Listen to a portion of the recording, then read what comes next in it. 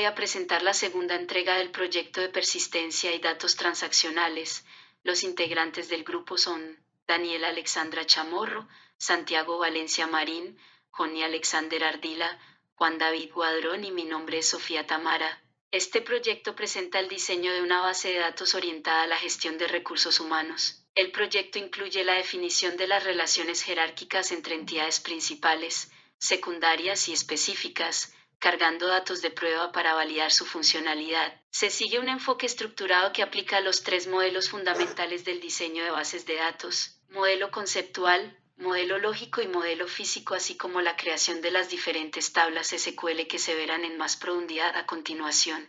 Vamos a proceder con la explicación de la tabla de cargos, países y ciudades. La tabla de cargos tiene 4 columnas principales. La primera es cargo ID, que es un identificador único que se genera automáticamente. Después está cargo nombre, que es un campo de texto hasta 100 caracteres. Y las dos últimas columnas, que son cargo sueldo mínimo y cargo sueldo máximo, que son valores numéricos que muestran el rango salarial pues de cada cargo.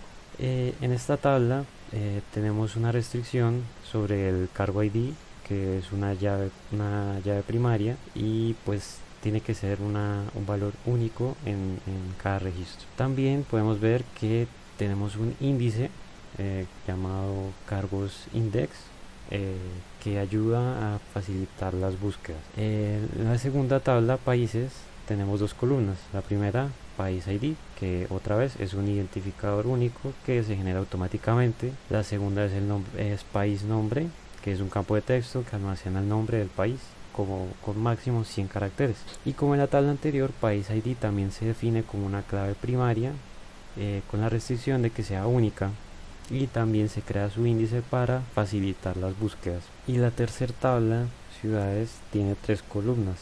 La primera es ciudad ID, que es un identificador 1, como vimos anteriormente, que se genera automáticamente. La segunda es ciudad nombre, que almacena el nombre de la ciudad con un máximo de 100 caracteres. Y la tercera, que es ciudad país ID, que sirve para relacionar cada ciudad con un país específico. Esto permite que conectamos los registros de la tabla de ciudades con la de la tabla de país. Y también tenemos que la columna de ciudad ID es una llave primaria, así que es única. Y finalmente también tenemos otro índice, ciudades index, que ayuda también en las búsquedas. A continuación voy a dar una pequeña explicación de nuestras tablas. He separado por grupos para tener mejor claridad. Nuestras tablas principales son la tabla de departamentos, que almacena la información de los departamentos dentro de la organización y tiene un índice para búsquedas rápidas. Tenemos la tabla cargos, que define los puestos de trabajo con sus rangos salariales mínimos y máximos, también con un índice para búsquedas rápidas y un nombre y sueldos asociados a ellos. Y tenemos la tabla empleados, que contiene los datos personales y laborales de los empleados, incluyendo cargo y departamento asignado, relacionando jerárquicamente a cada uno de ellos y obteniendo información de las demás tablas necesarias. Tenemos el grupo de ubicaciones, en el cual está países y ciudades, la cual se encarga de organizar la ubicación geográfica vinculando ciudades con países correspondientes. Adicional está la tabla de localizaciones, que registra direcciones específicas dentro de las ciudades. En el grupo de historia laboral tenemos la tabla de histórico, que registra la información sobre cambios en cargos y departamentos para rastrear su trayectoria laboral. Y tenemos el histórico cargos, que almacena el periodo específico de cargos asignado a los empleados, incluyendo una fecha de inicio y finalización en cada cargo. En el grupo de gestión contractual encontramos el contrato, que documenta información contractual de los empleados, incluyendo duración y salario, y relacionando cada uno de los empleados para rastrear los detalles necesarios. Y por último tenemos el grupo de gestión de proyectos, en el cual está la tabla proyectos, que define los proyectos existentes dentro de la organización y su estado actual, con un estado activo o finalizado. Y está por último la tabla histórico empleados proyectos, que registra la participación de los empleados en diferentes proyectos junto con las fechas de inicio y finalización. Este tiene conexión entre empleados y proyectos mediante claves foráneas que nos permite tener el histórico de ellos para el registro de los históricos generales. Bueno, aquí voy a explicar cómo se manejó el tema del modelo lógico, pues más que todo del manejo de las relaciones de uno a muchos o de muchos a muchos entre las tablas de la base de datos. Bueno, por ejemplo aquí la relación entre ciudades y países, que esta es una de las tablas que estaban incluidas en el PDF del trabajo, no es una tabla como tal que hayamos creado nosotros, sino que ya estaba ahí, pero hay una relación porque pues si se ve aquí hay un campo que relaciona ciudades con países, entonces esta relación es de uno a muchos porque pues bueno, si se ve de manera lógica pues un país pues obviamente puede tener muchas ciudades, ¿no? Más, obviamente una ciudad no va a contener muchos países, ¿no? Entonces, por eso es una de uno a mucho, ¿no? Porque pues una ciudad solo va a estar en un país. Por eso dice que es una de uno a mucho nomás, ¿no? Digamos que ya se maneja así. Por ejemplo, lo mismo aquí con ciudades y localizaciones, sé que hay una relación entre ciudad y localizaciones. Entonces lo mismo, o sea, en una ciudad podrían haber varias localizaciones, o bueno, para ponerlo en un término más fácil, muchas sedes de la empresa. Listo.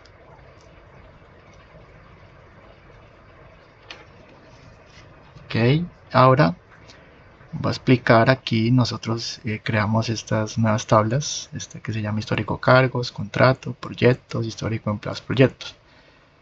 Esta tabla de histórico empleado proyectos tiene una relación de muchos a muchos.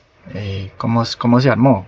Pues que digamos, digamos que la empresa pues pensamos que podría ser una empresa de software, de software por decirlo así, que pues puede tener muchos proyectos, ¿no? Entonces un empleado podría estar en varios proyectos al mismo tiempo o pues como es un histórico podría haber pasado por varios proyectos y un proyecto obviamente puede tener muchos empleados o pudo tener muchos empleados.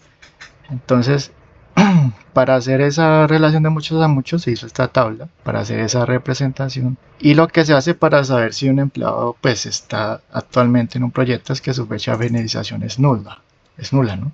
Si la fecha de finalización es nula, pues ese empleado está en ese proyecto en ese momento. Y pues como se dice, ¿no? Un empleado puede estar en muchos proyectos al mismo tiempo. ¿Por qué? Porque, no sé, puede ser un gerente o un gerente sí, y que puede tener muchos proyectos a su cargo, entonces él va a estar en esos proyectos.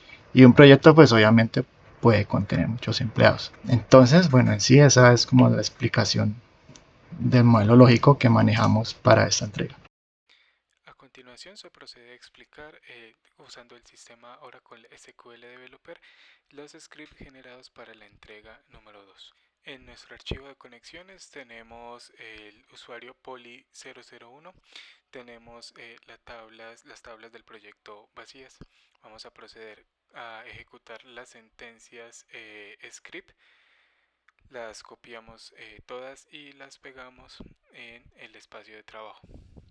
Una vez pegadas vamos a seleccionar todas las sentencias y le vamos a dar clic en ejecutar para que se creen las tablas. Vemos cómo se crea la tabla proyectos con su respectivo índice y así todas. Para revisar las tablas creadas vamos a refrescar la carpeta tablas y ya aparecerán todas las tablas creadas. A continuación vamos también a pegar los datos. Para ello vamos a hacer uso de las sentencias insert. Vamos de igual manera a copiar y vamos a pegar en el espacio de trabajo.